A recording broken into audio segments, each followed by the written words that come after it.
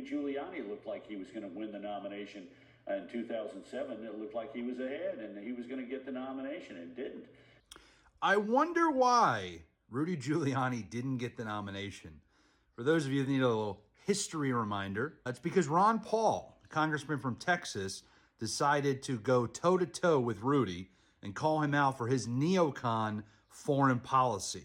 Republicans were elected to end the Korean War. The Republicans were elected to end the Vietnam War.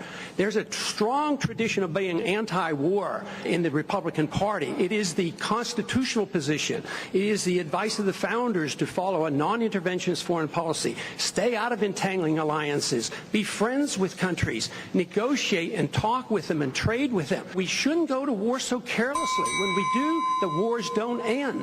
Have you ever read about the reasons they attacked us? They attack us because we've been over there. We've been bombing Iraq for 10 years. I think Reagan was right. We don't understand the irrationality of Middle Eastern politics. So right now we're building an embassy in Iraq that's bigger than the Vatican. What would we say here if China was doing this in our country? We would be objecting. We need to look at what we do from the perspective of what would happen if somebody else did it to us. Osama bin Laden has said, I am glad you're over on our sand because we can target you so much easier. They have already now, since that time, have killed 3,400 of our men, and I don't think it was necessary.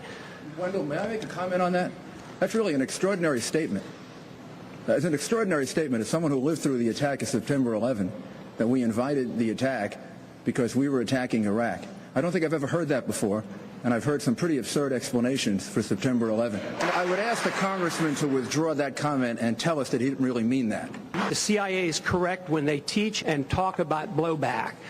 When we went into Iran in 1953 and installed the Shah, yes, there was blowback.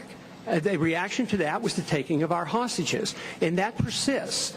And if we ignore that at our own risk, that if we think that we can do what we want around the world and not incite hatred, then we have a problem. They don't come here to attack us because we're rich and we're free. They come attack us because we're over there. What would we think if other foreign countries were doing that to us?